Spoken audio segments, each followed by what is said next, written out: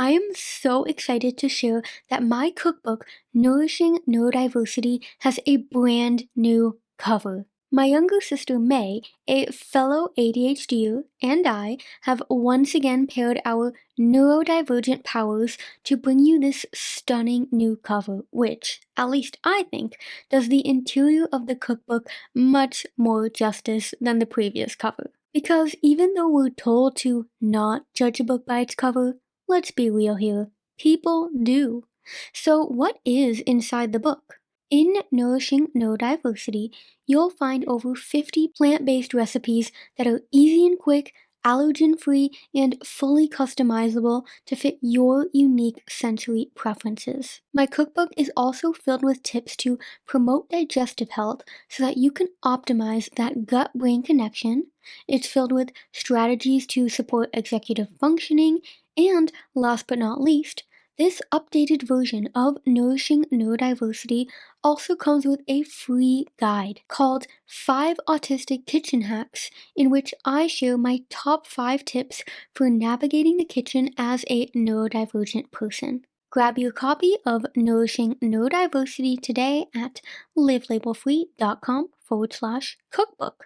That's livlabelfree.com/cookbook.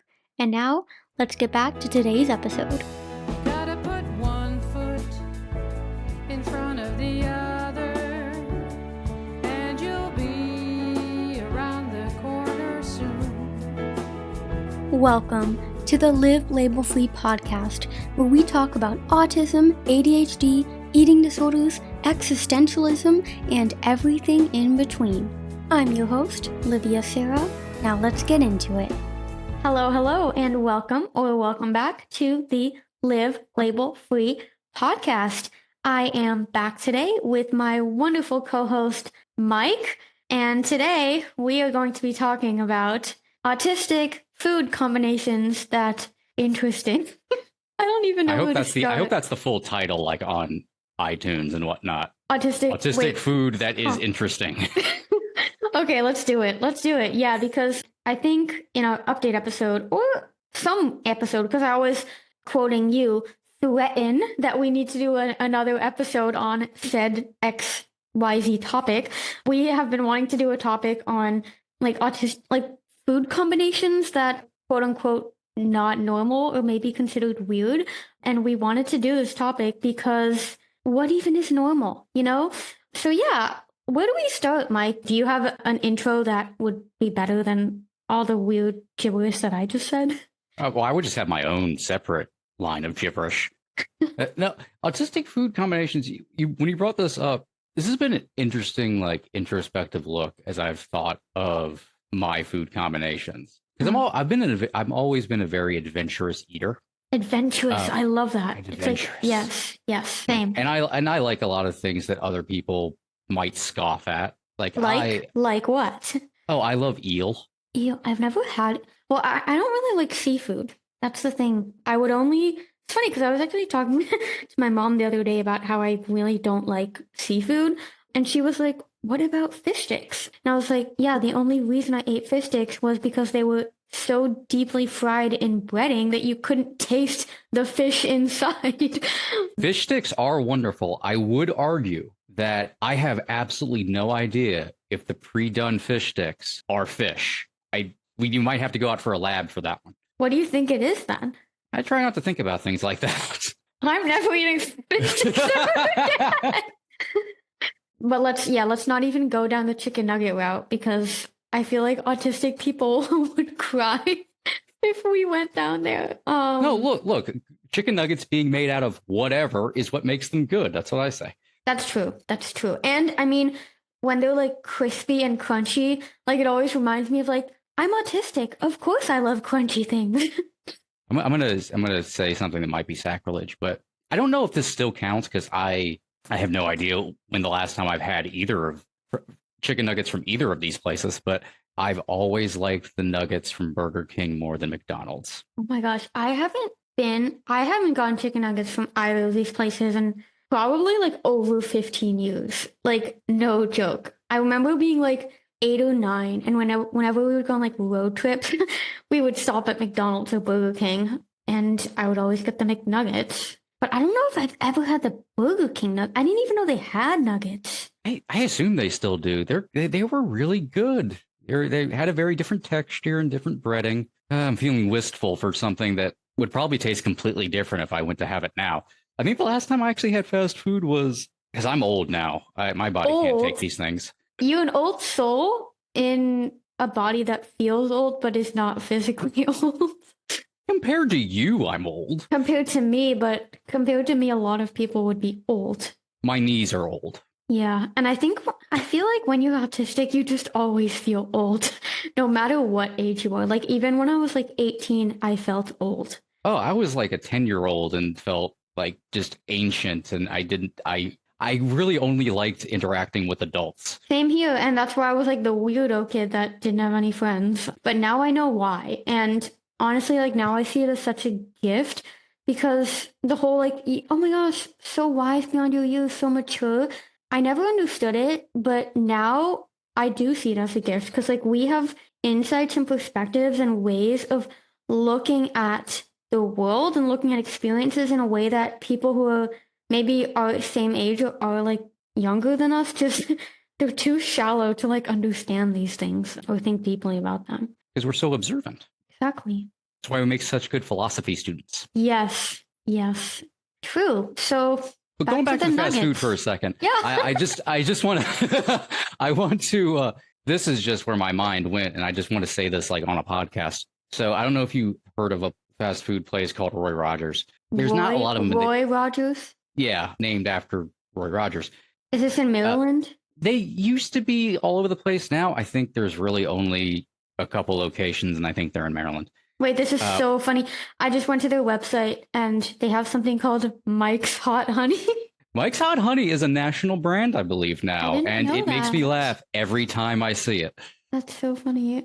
Okay, yes, continue. You can get Mike's Hot Honey on pizza. Yeah, I see it with the chicken and waffles. I had never had chicken and waffles. And oh my God, this is so fitting for this conversation because I remember when I was in Carolina House, they had all these rules around what was quote unquote normative. And I would always challenge them because I remember this one scenario, and it's funny because I actually just translated this scene in Rainbow Girl, translated it to Dutch about how I was so pissed off by this word normative because I'm like, what even is normal? And one of the patients, when I was there, asked, can you give an example of like what is normative and what is not normative to eat? And one of the RPAs, residential patient assistants, said, yes, it is normative to eat chocolate cake and it's normative to eat scrambled eggs, but it would not be normative to eat them together. Well, lo and behold, the next weekend, what did they make for breakfast? Double chocolate pancakes and scrambled eggs. So I say, this does not seem very normative to me. Oh, they did not like that. And I'm like, last week, one of you said chocolate cake and scrambled eggs were not okay to have together. And now you're literally telling us we have to eat this.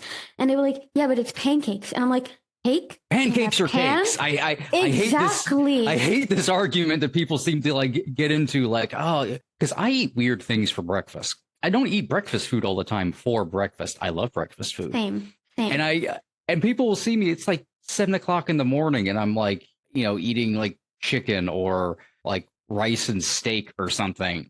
And it's like, but people eat pancakes. They're cake. Like you're just having cake. You're having cake with tree sap on top of it. Tree sap. That's funny. But yeah, anyways, I was first introduced to chicken and waffles in Carolina House because I guess it's like a Southern thing. And at first when they like put it on the plate, I thought it was a joke. I was like, we're not actually eating this together, right? And they're like, yeah, you are. And I was so confused because I was like, scrambled eggs from a chicken, cake. And now you're saying chicken, which is chicken, and waffles, which are pretty much cake. And now we have to eat this together. I was so confused. And they were like, yeah, because this is normative. And then it was like at that moment, though, that really so strongly and clearly occurred to me that everything that has been deemed, quote unquote, a normal food combination is conditioned or has been made up by society. And I think that's why now I'm like so at peace with eating quote unquote weird things together, because I'm like, I can make up that this is a good normal combination right now. And I think it was you who I gave the advice or recommendation or suggestion to, because you liked this coffee mocha granola from Holland that I sent you. And I don't know if, yeah, I don't think they really sell anything like it here. So I said, how about you just have hot chocolate granola and add milk and coffee to it? And that was kind of one of the spark launches of this conversation. See what I did there? But yeah, going back to Roy Rogers. Oh, yeah. I'm just excited to explain this. You can get fries there, but there's two ways to get them. You get them in like the normal, like little fry sleeve, but you can also get them where you can attach your belt to them. So you can wear it like a band, where it looks like a gun holster. So it's like they're called holster style fries. Uh-huh. And back in decades ago, they would actually come in like leather holster. Oh my God. But you can like wear the fries around on your belt like they're a holster. It's delightful. That's actually so funny. And it definitely is a Roy Rogers thing, because I just typed in Google holster fries and the top result is Roy Rogers Restaurants holster fries. They are good. That's interesting. And it's just fun you can wear fries around. I mean, that's delightful. You're paying like $1 extra for absolutely no reason, but That's actually hilarious though.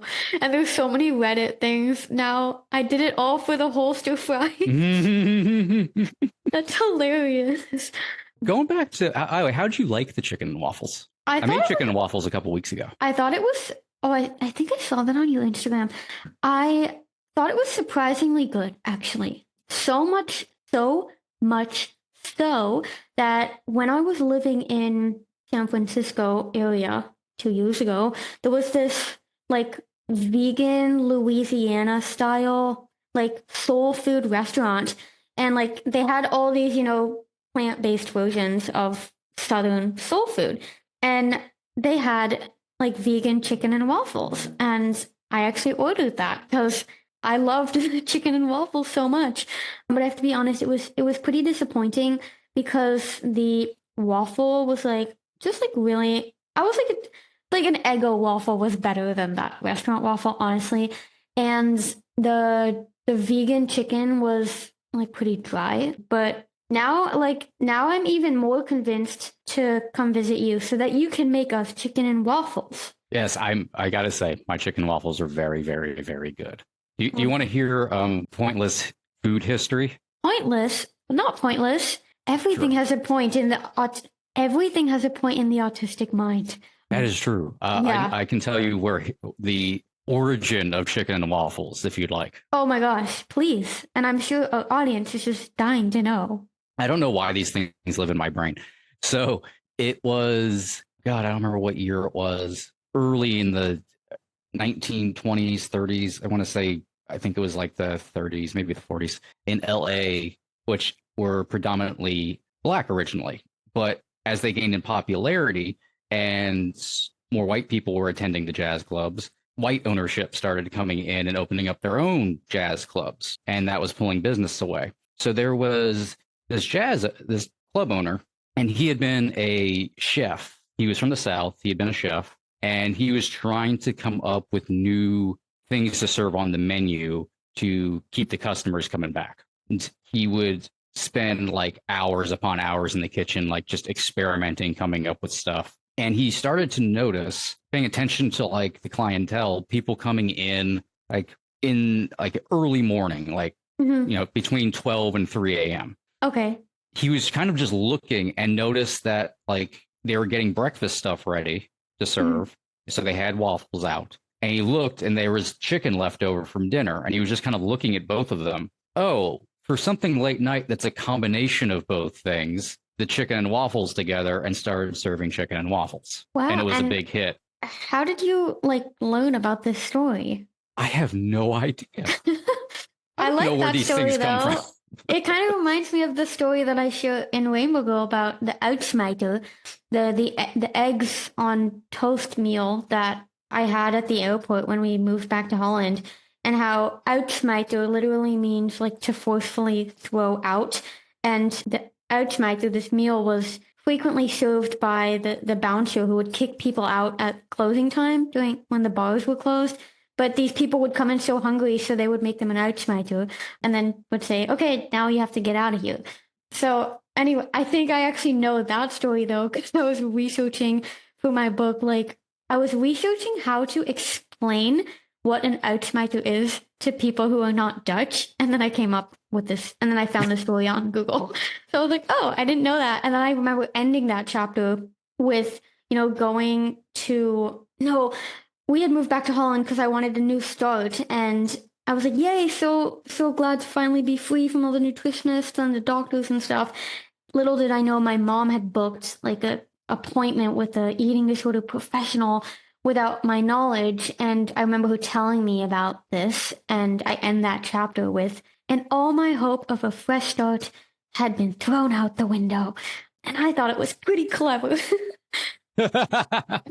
Isn't food history fun though? It is. Now I'm like curious about more food history. I'm trying to think of, no, nothing's coming up, but I feel like it might be worth sharing some of our food combinations, because otherwise I feel like back to the topic of this. Someone's gonna like listen to the whole thing, give us like an hour of their time, be like, I just listened to this without even hearing about the actual topic. It's interesting what we're talking about, but I also think it's interesting to share some stuff that we do and eat.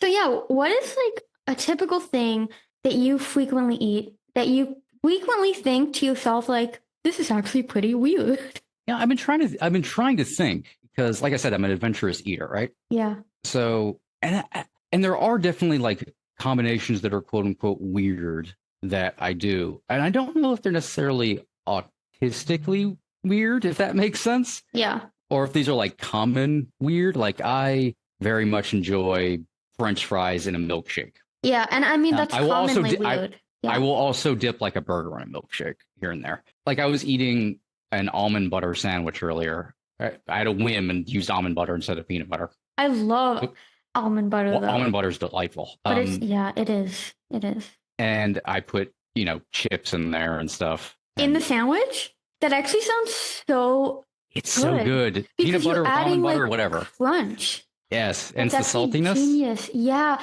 And now that you're saying, I have my own food combination that I'm like, I remember making it when I was living back home, or I was visiting, it was something. And I remember my mom being like, why the fuck are you eating that? And I literally, because Holland is like potato country. And did I tell you? No, I didn't tell you. I told one of my other clients. I just have to tell you this story. So my dad, his mom, who actually passed away like a few weeks ago, she was blind for like most of her life due to a car accident where she got like glass shadows in her eyes. But this car accident happened due to potatoes. So let me just rewind here. So my dad's dad, my grandfather on my dad's side, they were like part of like a farm family, because Holland is like half of it is farmland, and that's kind of when you're driving from or taking the train like just two different places, you will always like start smelling cow shit at some point because you go past the cows. That's why, hence all the cheese and the Dutch cheese and that kind of stuff. But anyways, my dad told me the story how they were going out to like my great grandparents' house, so my dad's grandfather's house, because they had a potato farm. And so they went there and loaded up their car with kilograms and kilograms and kilograms of potatoes so that they would have plenty of potatoes when they came home. However, the car was so overloaded with potatoes that while Grandpa was driving, he lost control. He swerved off the road and they crashed into a tree, and my grandma became blind. And it's a really sad story, but I'm like, potatoes did that? Potatoes are evil, I guess, is what we're learning. I love potatoes. Because potatoes are delicious. Doesn't mean they're not evil. Okay, fair enough. Anyways, going back to the food combination that my mom was so appalled by, I in Holland, like you have at the grocery store, there's this one grocery store called the Albertijn, which is like probably like the most fancy grocery store. It's not like organic fancy in the sense like Whole Foods, but it's like more of an expensive chain. And it actually owns like a lot of grocery stores in the US. Like Albertijn owns Stop and Shop. But anyways, they have this weekly like sale thing called the bonus, which means like if something is in the bonus, it means like it's like really cheap or it's very discounted. Anyways, they had like a kilogram of potatoes in the bonus. So you could get a kilogram of potatoes for like €1, something just ridiculously cheap. And I was like, we are getting these potatoes. Like I didn't know what I was going to do with them, but I was like, we're just going to get the potatoes. Well, anyways, I had all these potatoes. I had just boiled this giant ass pot of potatoes. And I was like, I just need to eat these as quickly as I can. So pretty much anything I could think of, I would eat with potatoes. And it became like a fun little game for me, right? Like I feel like autistic people, we turn everything into a game. Like everything, yes, it was like an adventure. So I had my dinner of like potatoes and like a burger and broccoli or something. And then after that, I was having some ice cream and I had made an oath to myself, everything I eat has to have potatoes. So I was like, people dip fries in a milkshake. So why can't I have potatoes with ice cream? So I heated up the potatoes just as you would put apple pie in the microwave, put a good old scoop of ice cream on top and like slightly melted a grind of sea salt to pair the sweet salty. Oh my gosh. Ever since that day, I cannot like buy potatoes without at least once eating them with ice cream. I am both horrified and really want to try this. It's good. You have to let me know what you think. And I'm king of pairing ice cream with like literally anything. Yeah, so. It's so good. And it also reminds me of another combo with potatoes that I did at the similar time is in Dutch. I think I sent you at one point. Remember when I sent you that Dutch care package with the little sprinkles in there? Yes. Yeah. So hagelslag, which basically just translates to chocolate rain, because that's what it is. I guess. Yeah, chocolate rain, or more like chocolate hail. Because hagel is hail in Dutch. If you say het is aan het hagelen, which means it's hailing, so chocolate hail. And so a very typical Dutch thing to eat is boterham met hagelslag. So slice of bread with butter and chocolate rain. But I was like, bread is a carb, potatoes are a carb. Because I had this huge potato that was like literally like, yeah, people can't see this if they're listening to the audio. It was like as big as not as big as my head, but like maybe like 5/8 of my head. 5/8 of my head. That big it was. So I cut it in half after it was cooked, and then I smeared butter on both sides and put the chocolate rain on the potatoes, and I ate it like toast. And that was so good. And my dad, I remember him being like, chocolate and potatoes? But then I was like, well, I have a recipe in my cookbook for sweet potato brownies, so why can't I do that? Yeah, but I just thought that was funny, and I feel like I'm talking way too much now, so I'm gonna put the floor. We're learning a lot you. about you and your use of potatoes. When I was a kid, my brother and I used to just try to make combinations of things based around what we had in the house. Exactly. Because we didn't have a lot to work with sometimes. I didn't know you had a brother. Yes. Is he younger? Now you're learning about me. Yeah. Is he younger? No, Older. Okay. Is he also neurodivergent or just you? No, but my nephew is. Autistic ADHD? What's the deal? What's the deal? Autistic, oh my God. What's the deal, Mike? Autistic and I think ADHD as well. I cannot remember. But yeah, so we got that going for us. But I remember I once made a hot dog. This is so weird to be saying out loud. And I did it just like out of boredom and curiosity. I'm so curious to hear it now. Hot dog with chocolate sauce. It was inedible. I just want to point that out first. Okay, thank God. Because I'm like, I want to say I'm horrified. No, but... it was demonic. I apologize that I once did that. But even putting this into our ears right now. Yeah, it's like burned in my brain. I'm sorry, just but like that what that meat looked like. And chocolate, that combination is just, I don't think those two things I don't like ever I don't like the together. combination of chocolate with lots of things. like I recognize it's this is a weird autistic thing I have though, is like I recognize like mole sauce is really good. What's mole sauce? Mole sauce is a kind of like Mexican hot sauce or topping, like salsa or salsa verde, gotcha. but it utilizes chocolate as its base. Interesting. So it's very dark and it's good, but I cannot eat it. Yeah, that sounds like, honestly, that sounds kind of nasty. Like but speaking like, and I of love salsa, watching it be though, made. Yeah, well, it's made, I should say, also like Mexican, like dark chocolate, like it's pure cocoa. And okay, well, that's so I feel like I could try it because I have done before, like I could see you hot liking it. cocoa, and I add like some like cayenne pepper to that to make like spicy hot That stuff's good. chocolate. That stuff's Yeah. good. So speaking of salsa, I once ate an entire jar of salsa like as a snack. Yeah. I've done that with cheese sauce. Oh my, wait, that's so funny because I used to, when I lived in San Francisco and I was babysitting and doing all that stuff to make ends meet, I cared for this autistic boy with Fragile X syndrome. And basically, his parents needed him to have someone around because he would run on the street without looking. It was like an unsafe situation. But he would eat just, things that should probably not be eaten in those amounts.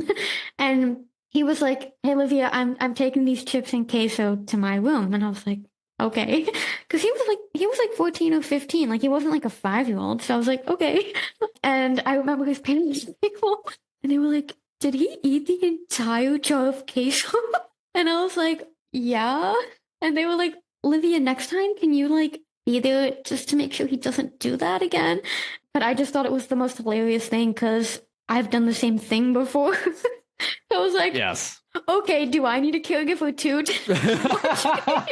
It's acceptable that I cannot be left alone with a jar of queso. Yeah. I think that's fair. Yeah. Saying that, give me a jar of queso or French onion dip. Oh, I hate onions. I hate onions. Like I'm very selective. I discovered, so I would say this is a weird food combination, but this is a pre-existing thing that I discovered. I made this German meal once, and one of the sides were like these sauteed apples, bacon, and onions, like sounds all very sauteed German. together. Sounds very It was German. also I was so confused about the fact it was good. But I feel like you are such a culinary wizard.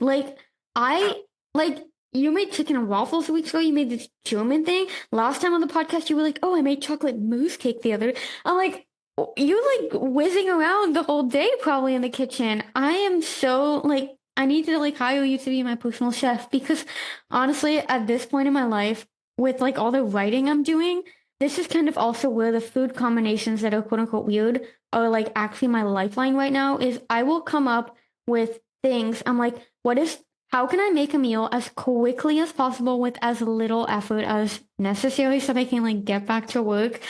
If you would be my private chef, oh my God, I can be bought so easily. I would love to be able to cook for someone for a living. That'd be fantastic. That would be so cool. Honestly, though, maybe I should just move to Maryland. Just like live like near you. That would actually be so I can just cook you like fun, a though. week's worth of meals. And then we could That'd like be delightful. no, but like actually we could like hang out and do stuff. Because this is kind of like a random update for anyone listening. But yeah, I'm going like back to the Netherlands for a bit, and then I'm gonna go to Valencia because my sister's studying there and stay there for a bit.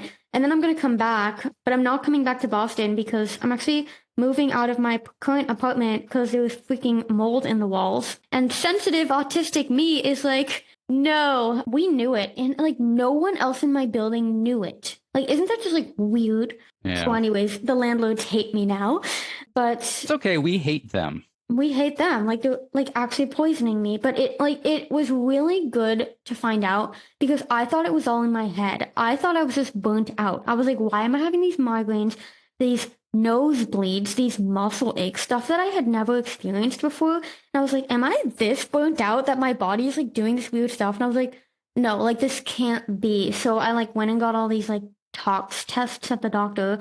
They're like, yeah, like you're not okay. You need to get out of wherever you're living. So I'm happy that I got an excuse to get out of here because the screaming kids and living under the Logan Airport flight path was actually messing with my sanity, as you know, Mike.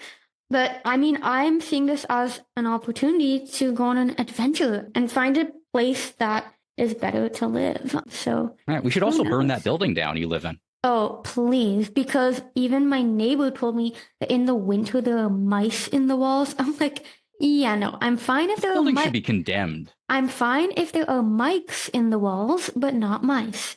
No, I'm very loud. That was so stupid. That was such a dumb joke. But I was like, I just had to now that we mentioned the Mike's hot honey sauce. Mike's. Okay, this is what my brain does. It makes these random ass connections that people are like, you're so weird. And then I wonder why I didn't have any friends as a kid. But yeah, so coming back to, we were talking about salsa and queso and private chef. I feel like we went down a rabbit hole. And I'm what else is now. new? I'm confused now by my own self. I have a tag up to a food combination I started with, which is like a peanut butter sandwich with chips on it. I'm trying that now. It's really good. Totally. A personal favorite, like, glow up of that is I don't know if you've heard of these crab chips, which are potato chips. Utz makes them.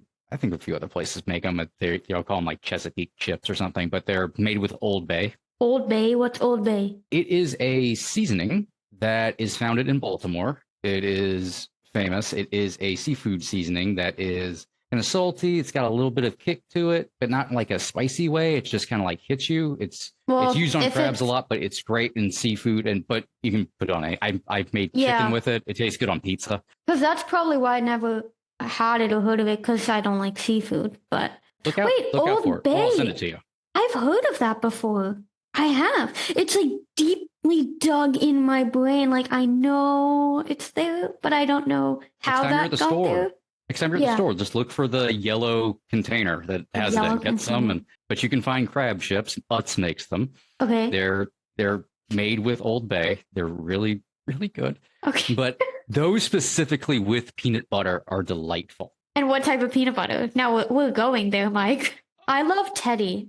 Teddy is very good, but honestly, at least for right now, I've always liked Skippy. I've always liked Skippy. I actually mentioned Skippy in my book because when I was, on my journey to perfect health, that was not perfect health at all.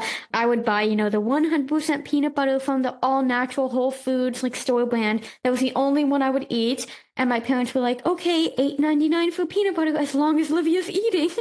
But I would specifically tell my parents, when I'm making lunch for my sisters, it has to be Skippy. And it has to be like the Skippy super chunk one with all the added sugars and oil, because I felt better than them if, I was eating quote unquote healthier.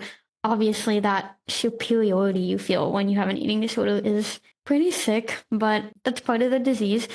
But anyways, yes. Okay, continue with Skippy. What type of Skippy do you like best? Well, there's regular Skippy, but right now, pretty much everything I've been buying is I like the super chunk. And I get the super chunk every once in a while, but it is good. I can eat that really with a spoon, man. Yeah, but I kind of burn myself out on it. It's like I get it, I like it in spurts, and then I just want to go back to the smooth. Yes. I'm a peanut butter connoisseur. Thank you very much. Oh, well, okay. You know what we need to do when we meet up? We need to do like a YouTube video, like testing 10 different Yes. Oh my God, this is my dream. I'm totally coming to Maryland after Valencia. Can we just do like a peanut butter month of just like peanut butter based content? Please. Sponsor us, peanut butter people. And also, Torin Wolf on Instagram, right? Mm-hmm. Part of the reason why I love him even more is because one of his safe foods is peanut butter and honey. And I'm like, yes, honey. So good. But yes, I keep wanting to try peanut butter and honey, but I don't like honey that much. So I keep being like, am I going to ruin the taste of peanut butter? If you don't like honey, then maybe, do you like maple syrup? Yes. Or should I say tree sap? I like maple syrup. My stomach prefers maple syrup. Yeah, well, I have to say the combination of peanut butter and maple syrup is really good. I think you'd like that. I have some maple syrup. I'm going to have to try it. Because it can replace the honey idea. Yeah. But anyway, going back to, I'm right now on, I really like the natural Skippy peanut butter because it I love has that like just, one. it's so good. It has like just the perfect, the wistfulness in my eyes right now. It has like the perfect combination of like oil and like natural thickness to it. Yeah, that one is good. That one is good. It's like perfect. Peter Pan can go to hell. I Oh hate yeah, Peter Pan. I've had Peter Pan once, and I was like, this is not peanut butter. This is freaking Peter I don't think it's Pan. made with peanuts. I don't know what it's made from, but it's not peanuts. It's like the fish sticks that we don't know Yes. what they're made from. It is made of peanut products. Maybe it's made My from favorite. maybe it's made from peanuts from Wonderland. But peanut butter recommendation. I don't care that much for like oily peanut butter. Yeah. In certain cases, like I think if I'm baking something with it, that's good to go with. Yes.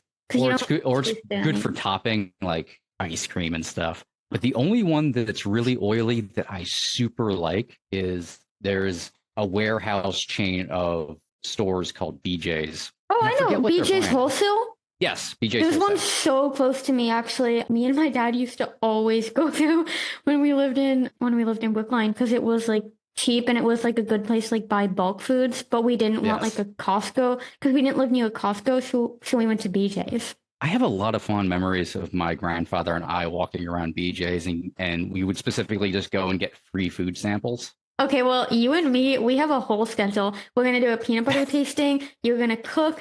We're going to go to BJ's and eat all the samples. I'm so excited for this. And apparently get peanut butter. Yes, and we cat can litter, meet, which is very cheap there. Cat litter. Oh my gosh, I can't wait to meet your cats. I miss my cats. And maybe we can meet my editor together because she literally lives an hour from you. Isn't that so weird? It's so strange. Yeah, we have to have like a day out or something. Totally. And she told me, like, we definitely have to meet up. And she has this, like, I forget what it's called, but she said there's this one place in Maryland, like near where she lives, where you can get like these really good ice cream sundaes. And I'm thinking we need to go there and just bring our own potatoes. I will do this challenge on your behalf. I will challenge myself to have a potato and ice cream. And in return, I'll bring you some more chocolate rain. Please do. Question: does it flavor of ice cream? Not necessarily, but I feel like to get that like French fries and milkshake effect, I do feel like something that's like vanilla would make sense. Yeah, I'm not too sure about like chocolate or strawberry. That sounds kind of weird, but that would be weird. But you know, everyone's different. So. I've also dipped French fries in an Oreo milkshake. Yeah, that doesn't sound very appealing. I have mixed feelings on what I did there, but I don't take it back. But I have mixed feelings on it. Well, everything's an experience, right? And one final, if you ever get the chance, mashed sweet potatoes and applesauce. That sounds delightful because it is. Because I eat both of those things like with way too much cinnamon, and that just sounds really good. Yeah, mashed sweet potatoes with applesauce. I'm definitely gonna put some cinnamon on there, and I feel like the finishing touch would be a drizzle of almond butter. Do it. And maple syrup. Okay, that's like sweet potato and apple pie combined. Oh, I did once make... Here we go again with the chef. Let's see, I made... Because I do this like mostly at Thanksgiving, but people ask me to do it here and there. This sweet potato puree creme brulee. Like steamed sweet potatoes, I then puree, I put very flat, and then top it with a shit ton of cinnamon, then honey, and then pecans. And then I put it under the broiler. It kind of like crumbles it. But I did, because I didn't have honey once, I did use maple syrup, and I way preferred it. That was a good combination.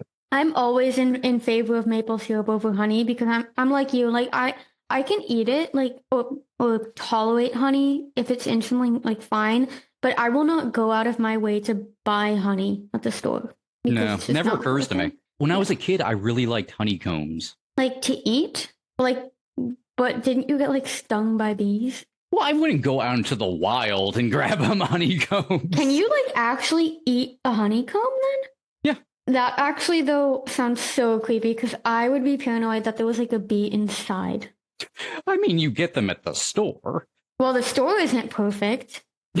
Literally, bees hanging out into the plastic. The store in Bali gave me food poisoning because they couldn't properly refrigerate their tofu. By the way, speaking of bees and like getting a bee in your mouth, my cats, when they were still alive, bless their heart, the boy cat specifically, he was like a little hunter. You know, he would go out, and in the summer we would have wasps and bees, and he would go and get them. And I remember one time he caught a bee, and well, most of the time he would kill them and then he'd eat them. And you could like hear him like crunching on them. It was so gross. But once he caught a bee in his mouth and the bee was still alive, and so the bee stung him. And I swear he was traumatized after that because he got this swollen, like his entire throat was, and this is a little cat, you know, his entire neck was just swollen. And after that, it was so funny because, well, not funny, but kind of sad, but funny at the same time, kind of like the potato story, is before, you know, he would like actively like search out all the wasps and the bees and like try and get them. But now when he saw a wasp or a bee, he would run away. And because he was traumatized, and it was so sad. But anyways, yeah, that's kind of where my mind went. Luckily, Baphomet, she will kill a bee if a bee gets in the house. She has killed many a wasp. She luckily does not eat them. She just plays with them. And Baphomet is your cat. That name, I love that name. Baphomet? How do you spell that? Baphomet. Is that like, does that have history? Yes. I've never heard of that name before. I probably like in pop culture, it's the like mispronunciation of it is more popular, which is Baphomet. But it's Baphomet, which sounds better for a cat name too. Then I get to call her it sounds beautiful. It sounds like a very, well, I just looked it up. Baphomet is a deity that was first mentioned in 1307 during the Inquisition of the Knights Templar when they were accused of worshipping it. Very fitting. Yes. Well, this is a cool like history and reason I picked the name. So besides the fact it's like kind of, you know, she's a black cat, so it's kind of like a demonic name, so that's kind of fun. I adopted her on Halloween. And if anybody's ever seen the like quote unquote demonic goat logo for, I think like the Church of Satan uses, and that's Baphomet and things like that. The Church of Satan, okay. Yeah. Which I would say, if you are not familiar with the Church of Satan, they do not worship Satan. They are atheists. I could go into the history of that, but we're not going to do that today. Not today, maybe another time. I am full of pointless information, but so it's the goat image, and it has male and female genitalia, and it's doing like this pose that's as above, so below. It's kind of like night and day, sun and moon kind of thing. So the Inquisition was happening, and what happened was these soldiers were saying something, and it was being misunderstood by the Inquisition. They were actually just saying like what was more or less, I think it was Islamic word for like God, essentially. Mm-hmm. Like it was a separate word for like Muhammad. They didn't understand. It was started with like a B, and it was like a game of telephone of like, to the next thing you know, they're torturing crusaders going, who is Baphomet? And there was no answer. So what ended up happening is, you know, while these guys are having like their skin taken off and like all kinds of horrible things are happening, they just start saying stuff so it will stop. So there ended up being like all these explanations to eventually they were just like, yes, we're worshiping a demon named Baphomet. And some people said it was like a cat demon. Some said it was like this, like a goat. Some people said it was this other thing and this other thing. And it all just got mixed up through a game of telephone until this demonic presence, general of hell, was created out of like whole cloth based on absolutely nothing. So I love this story. Fast forward a little bit, and a lot of like occults practices end up like finding and latching on to it and using it. And Aleister Crowley drink their Kool-Aid.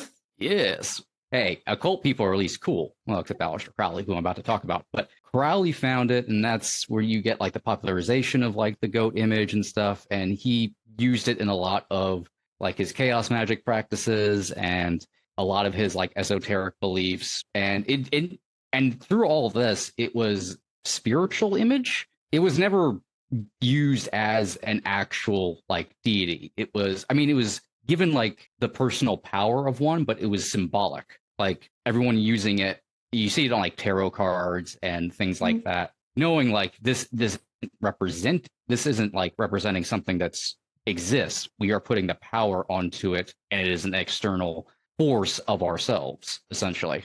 The reason I named Baph is because of the fact that all of Baphomet can be anything you want it to be, right? Mm-hmm. That's what it ended up becoming. Like it's a symbol of power you can attach different belief to should you want to.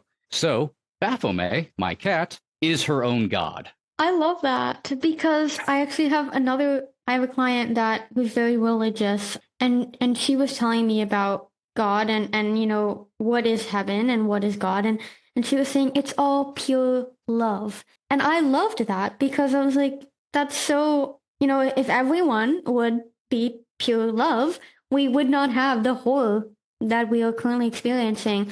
So I feel like to have your cat be love, that's just lovely. I love that.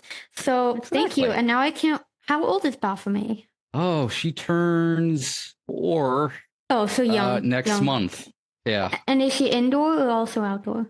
Oh, she's indoor. Okay, good. Because I'm like 4 years old. You got to keep her safe so that when I come over, I can meet her. No, she is not to leave my sight at any time. Good. Very good. Plus, she's a little runt. She wouldn't know what to do out there. She wouldn't know. Yeah. Okay. Well, I feel like that's a great way to wrap up today. I definitely have a lot more energy, and I don't no longer feel like I'm gonna cry. Good. Because before this, I was like so excited, and I was like, I don't know how I'm gonna be able to talk for an hour. But I swear, it's like we always get so much energy from this. And when I was texting Mike this morning, just for context, so everyone's listening, I was saying how excited I was for this because it's always a neurodivergent energy respite. And I feel like it's such a good term.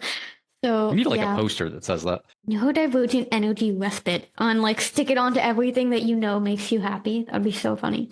Yes. But Or that can be our like we have people come and we can all camp out and have a neurodivergent respite. Neurodivergent energy. We should just have like a retreat and call it the neurodivergent energy respite. Okay, I like it. Or like we're doing that. We have so many ideas. Send us money. We can do that if you send us money. Too many ideas to deal with. But yeah, thank you everyone so much for listening. I'm curious, Mike, and I'm sure that you're curious too. I'd love for our listeners to send in their weird food combinations. Oh yeah. So where do you feel like would be a good place to send that in? Like to email? Or I don't know. Or I guess maybe to, if you're on Instagram, maybe to screenshot this episode and tag us and then add your favorite quote unquote weird food combination. That's a great idea. I feel like that would be good. Okay, yay. Well, everyone listening, thank you so much for your energy and time and attention. And I hope that you have gotten a neurodivergent energy respite yourself. We cannot wait to read your food combinations. And Mike, do you have any closing words? I think I've said enough words so far that probably just mostly confused people. I loved it. But every time I read your name now, I'm going to think Mike's Hot Honey. Oh, God, no one needs that mental image in their head. I'll change it to Mike's Hot Maple. That's better. Oh, God, that's worse somehow. Okay, we're going to stop now. Bye. Baby, just one foot in front of the other, and you'll see